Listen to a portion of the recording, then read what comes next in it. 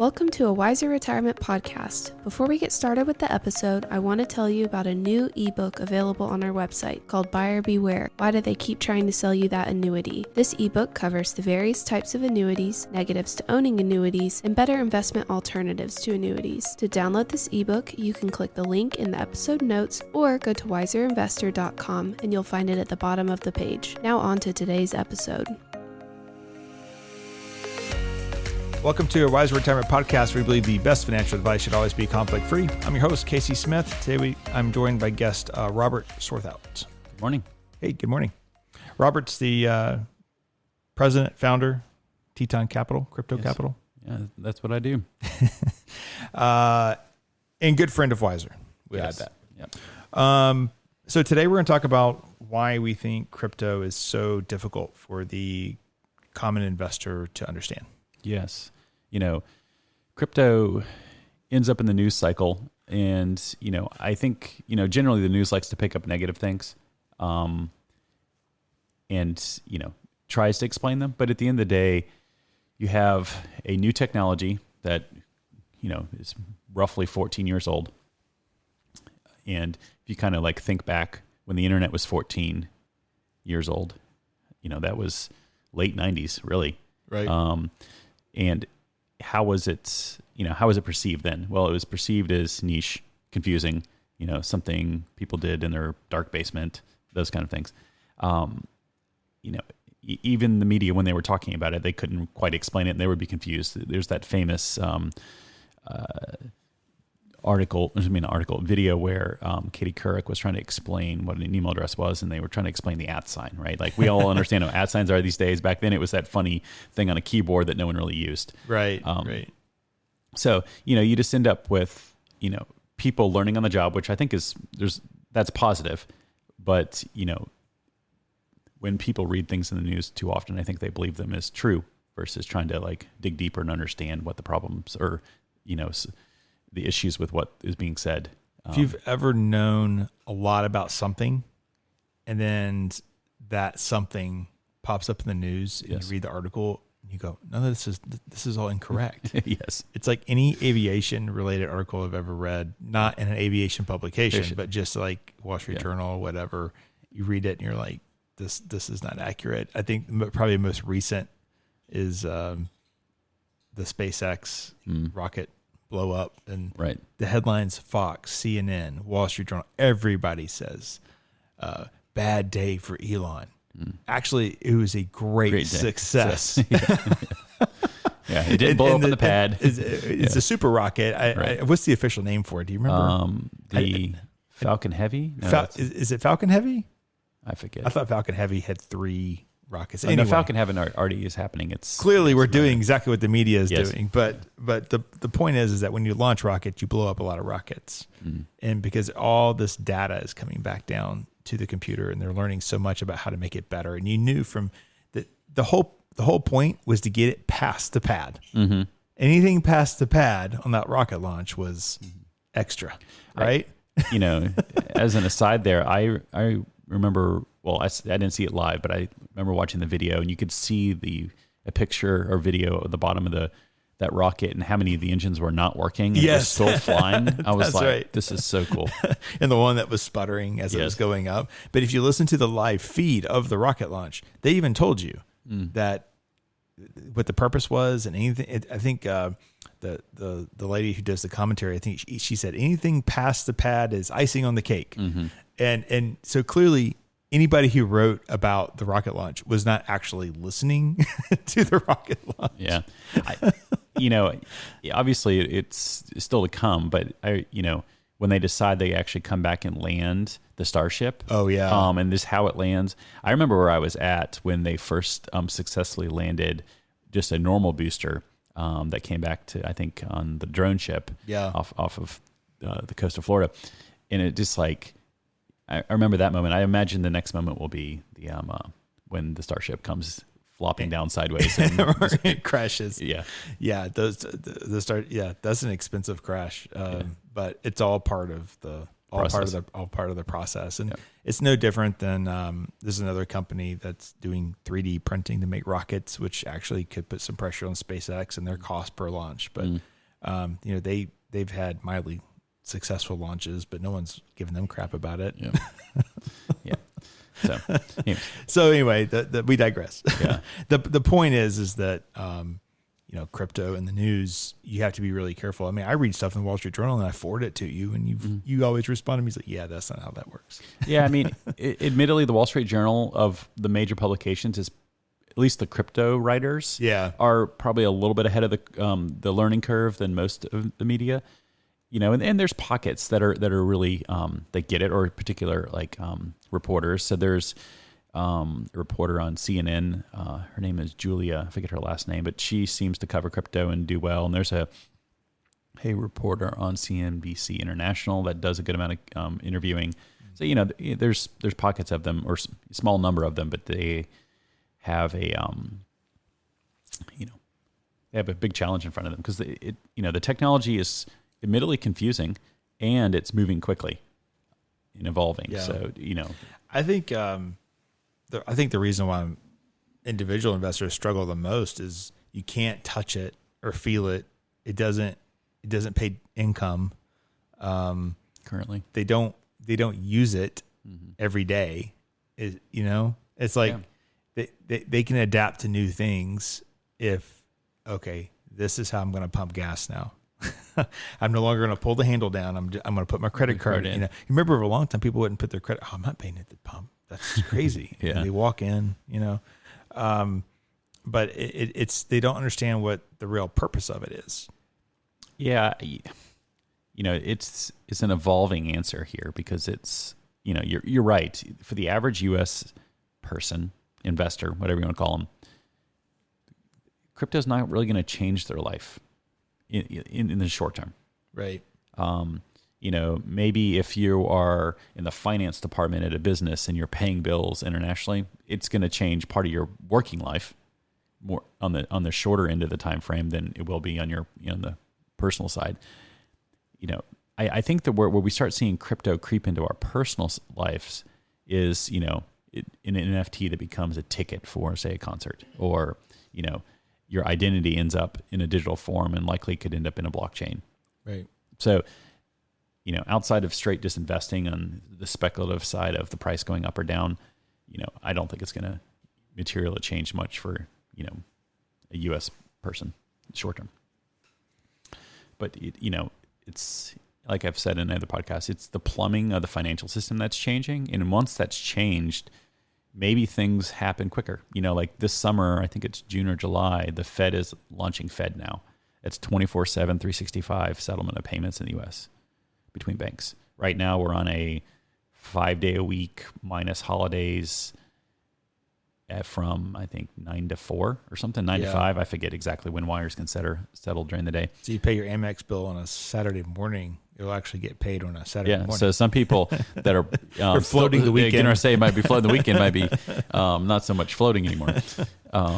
But it's the world's coming in. But that's, again, just domestic. But most people only live in a domestic world for all intents and purposes. Right. So, but yeah.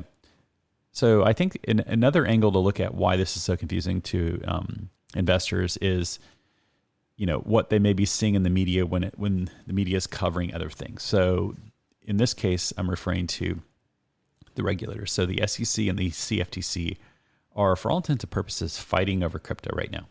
Like, is it a commodity? Is it a security? They each have their viewpoints. I think that some crypto, or a large portion of the small and medium cap coins, they act like securities all day long. But should they be under the same regime that a traditional security, like an equity, is under? I think that may be difficult for the technology, considering how distributed around the world this stuff is.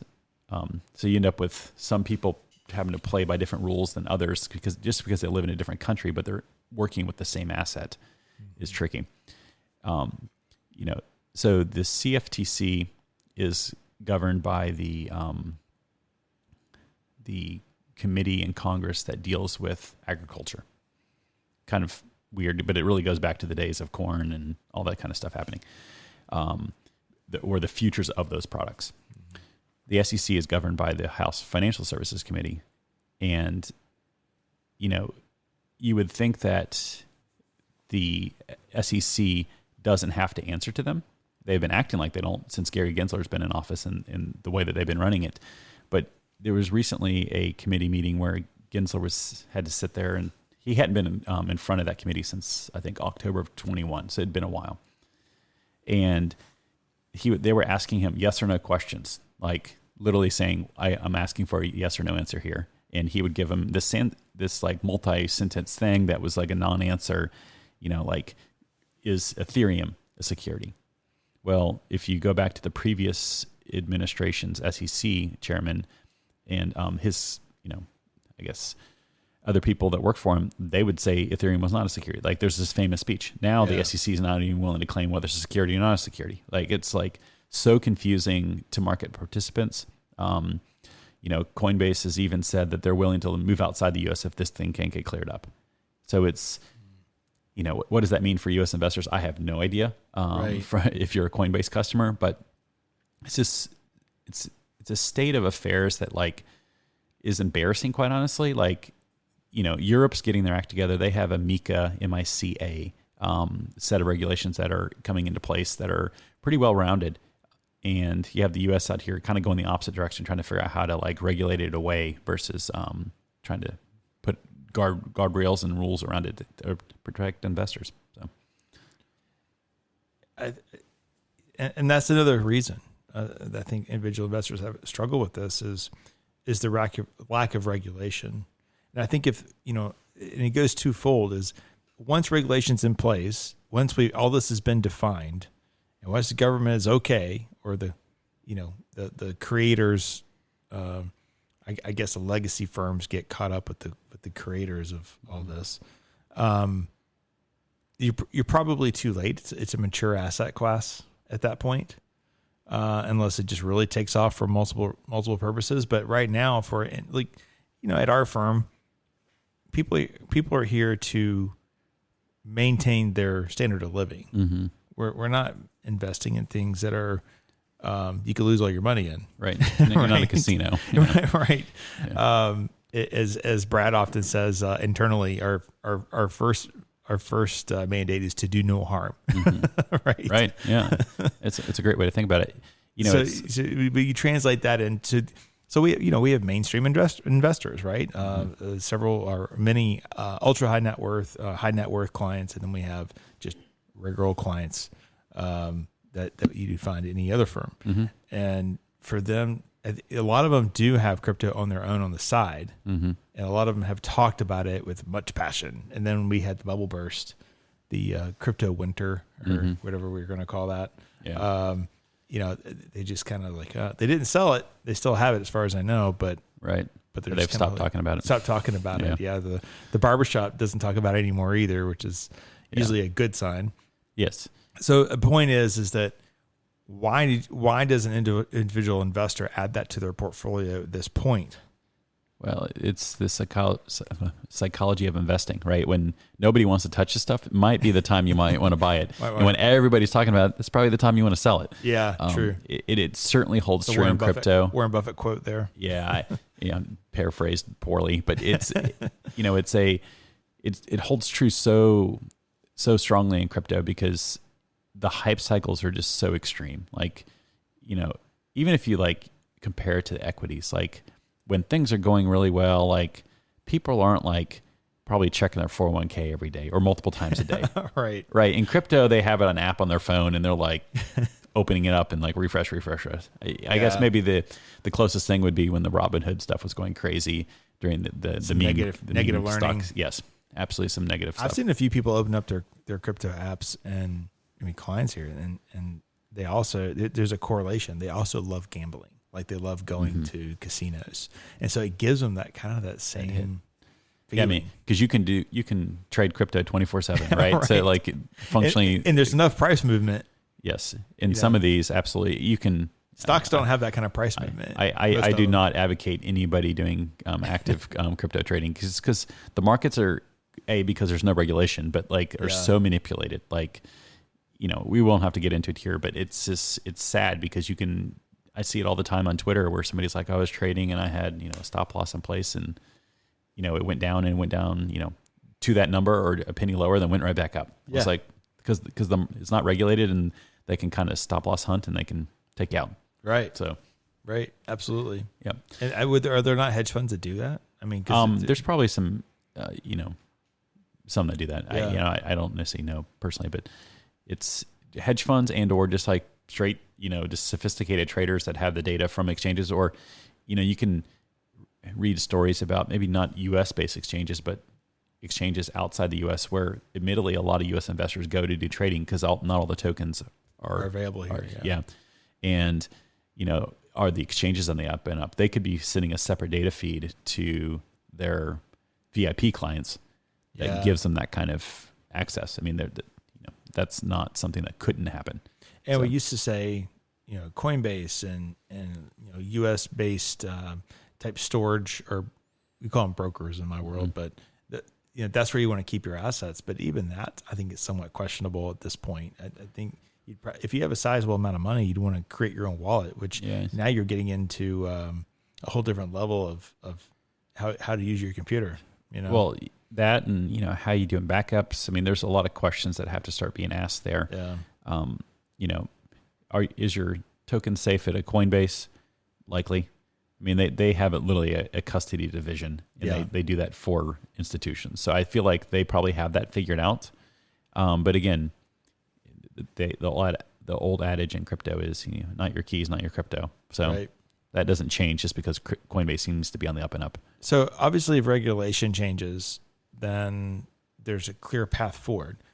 Anything beyond that do you think helps individual investors? I think just a narrative change within, we can have regulations and we could have a negative agenda / narrative from an administration like we do now. Yeah. Or we could have positive. I think a positive or just outright neutral, Yeah. I would take neutral at this point. Right. Stance on crypto would be something that would, within a year would double the market cap of all of crypto. Like, I think the U.S. is so negative and our capital markets are so large that we have so much more say than I think people realize. Do you think that they're negative because the U.S. is concerned about a currency overtaking their U.S. dollar that they control so tightly? I think that there's a lot of incumbents that are like dug in deep and they're pushing hard. I think it's very political right now because they don't understand it either, or because they see it as a threat. I could see. I actually think there could be multiple things at play here. I think what's the larger thing at play here is not necessarily the U.S. dollar and its reserve status. I think that's the Fed's, not having a good budget in the U.S. and all this other stuff is what's ruining the reserve status. When you weaponize your currency and you use it as a weapon too many times, guess what? Countries are going to leave you. Right. I think the U.S. has done that to itself. But I think what's more crypto specific here is you have the incumbent banks like the JP Morgans, the Goldmans that they make a lot of money off of fees in the cities that, say do wire transfers in our correspondent banking. Right. They have motivation to see the system stay the way it is.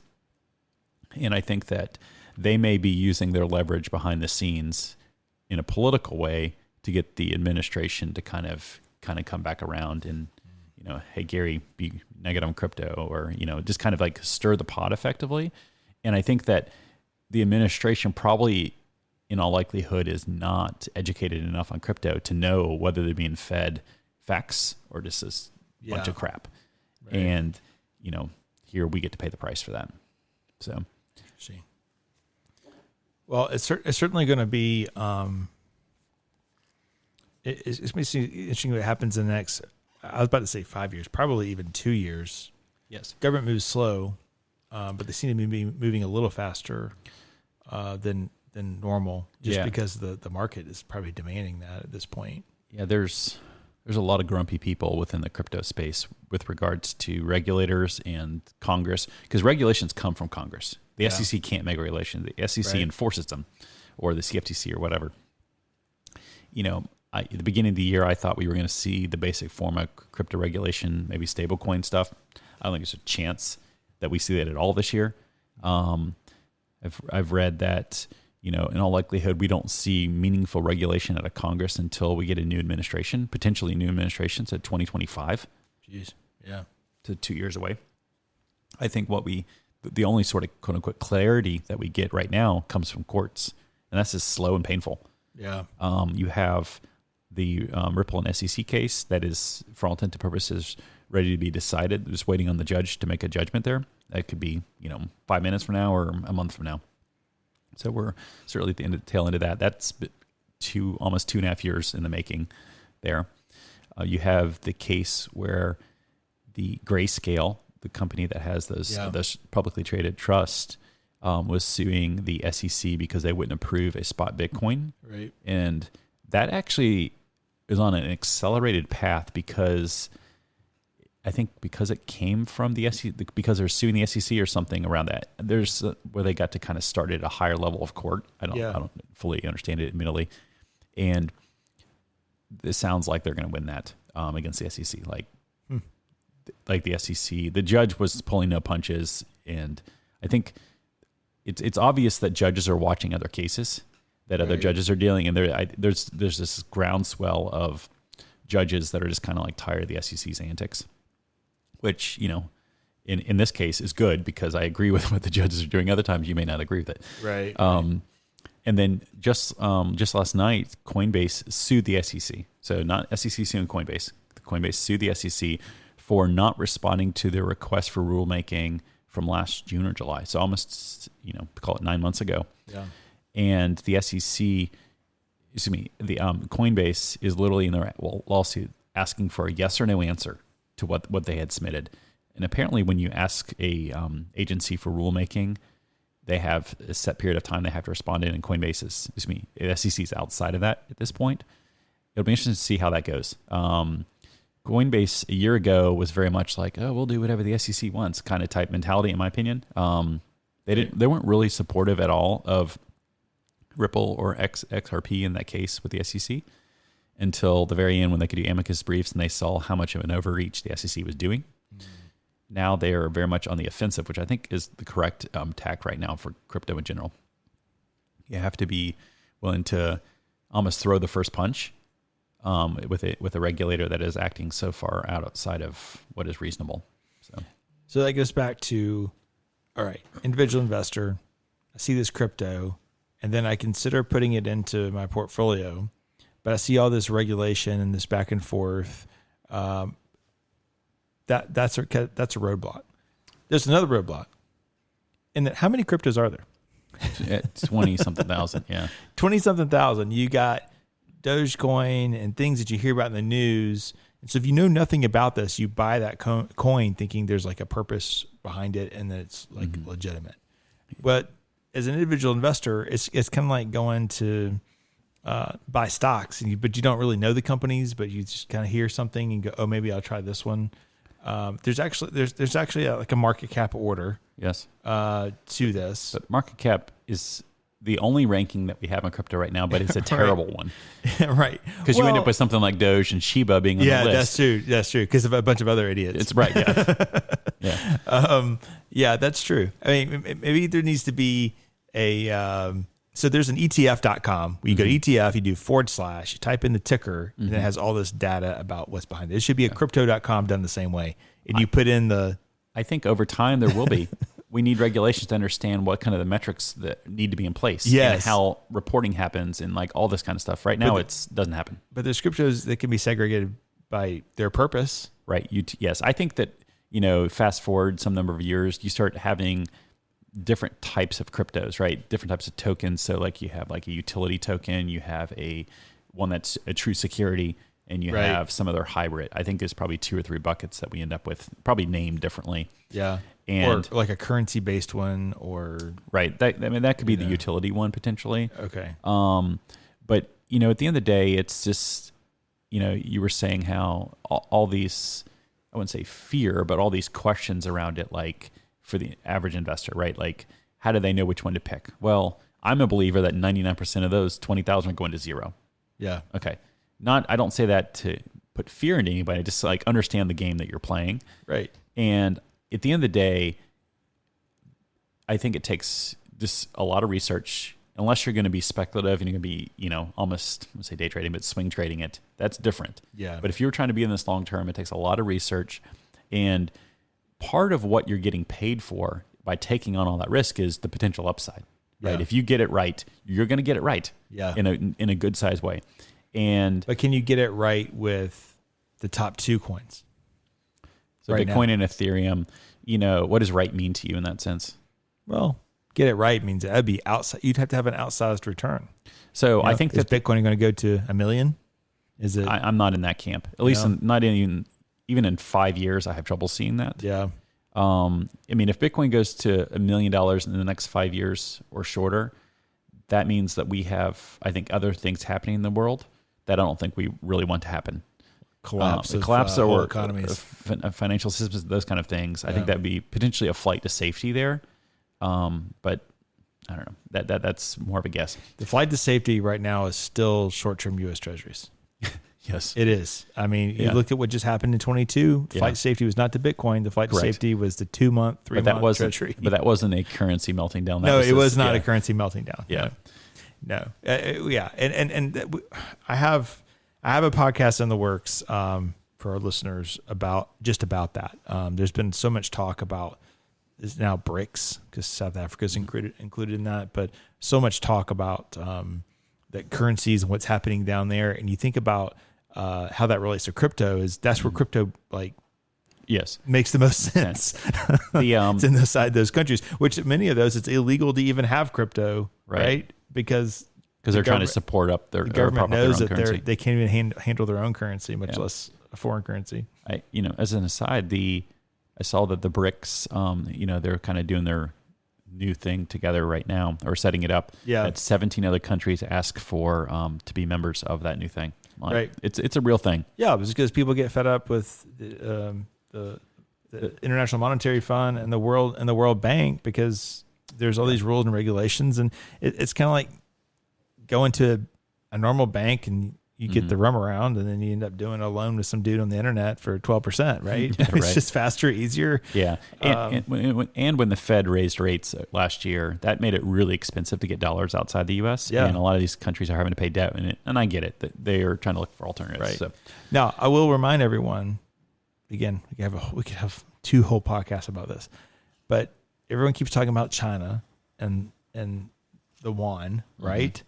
The yuan is still backed or pegged to the U.S. dollar. I didn't realize that. So if they're doing all these things. Now, if they ever change that, then they'll turn the world upside down. They also turn China upside down currently. Right. But right now, the yuan is pegged to the U.S. dollar. So even if you trade in yuan, or the ruble's not, obviously, but if you trade in yuan, it's still in the end, what does China do with it? There's nothing they can do with it to bring stability to their own currency other than holding the U.S. dollar. So that's the important piece of this that people are not reporting in the news when they talk about all this. And usually, unfortunately, it's like right-wing newsletters and things of that nature. They're trying to scare people into buying their subscription or buying gold, or buying silver or something like that. But you have to remember that even in all that rhetoric, and it's not exactly anti-American rhetoric, but there's the undertone to it. Right. They're still buying our bonds because they have to. Yeah. I mean, if you start trading in yuan instead of dollars, you're just switching your counterparty. Yeah, correct. I mean, especially if they're pegged together. So it's interesting to think through that. Yeah. But so back to your question about, for the top 2, so Bitcoin and Ethereum, I believe they will appreciate over the next, some number of years. The way that I look at, when I do investments in the fund is where am I going to get a better return on the investment? I tend to buy, some high cap coins, but more mid cap coins because I feel like some of the risk is taken out of them because that have a purpose. Right. Yes, there's a long checklist to make it into something that gets purchased, but generally that, they make it through all this other screening, but what kind of return, like, is it something that can double in value or something like that? And it's, I have to be careful because I'm not giving financial advice, but it's the challenge of trying to figure out, the risk reward there. And I don't see, a lot of these coins could, go up 200, 300, 400%. Yeah. Is that going to happen to Bitcoin? I don't know. In that same period of time, maybe. I just think the bigger the market cap already is, the harder that becomes. Yeah. Yeah. Unless it gets adopted into something. I mean, for a short time, you could buy a Tesla Bitcoin. That gave a little more legitimacy to it. That was a PR stunt. But it was quickly retracted. So now, what do you do with Bitcoin now? It's kind of becoming more of, I think, a storage value, because, it's expensive to transact. Yeah, I mean, if you're buying a car, the $8 or $10 that it costs to do a Bitcoin transaction probably is, inconsequential. Yeah. But if you're buying a cup of coffee, probably pretty consequential. Right, exactly. But the example of buying stuff with Bitcoin or accepting it as payment for businesses, the problem is the SEC requires businesses to hold it on their balance sheet, and they mark to market it down, but they won't allow them to market it up. So again, that's in my opinion, another anti-crypto thing that they've done. Is just kind of like, why do we have to act like kids? Can we act like adults here, please? Right. So, right. But incumbent banks, have a lot of sway. I mean, think about it. What they just did with the banks, they did mark the market down. Right. Yes. No, up really, but they gave them the par value, even though it had dropped to 50% in value in order to keep the regional banks afloat. So, that polar opposite approach with Bitcoin. Yeah, it's and we could talk all day about how it's just not fair, but as things become more fair, I think it becomes a more obvious trade, and then. Yeah. Maybe I would say the trade is gone at that point, but some of the upside is certainly taken out of it. Right. Well, I see it in portfolios long term. I think it's hard unless you're a ultra high net worth investor, which all your clients are. You don't have any. You have to be accredited. Yeah. Non-accredited investors, and then even then you want to limit it to about 1-2% of your total investment portfolio. So, but that's why we do this podcast. We do this podcast because you have to be learning more about this. You have to be learning what's coming around the corner. You can't sit here with your head in the sand, right, and not understand what the future is going to be looking like. And thank you for your insight. Yeah, absolutely. All right, we had a great podcast last episode. If you missed that one, we had Don Friedman in. Talking about the uses and futures of crypto and how advisors use cryptos. That was a great, very popular episode. Take a listen to that if you missed that one. Otherwise, we'll see you next month, Robert. Yep, take care.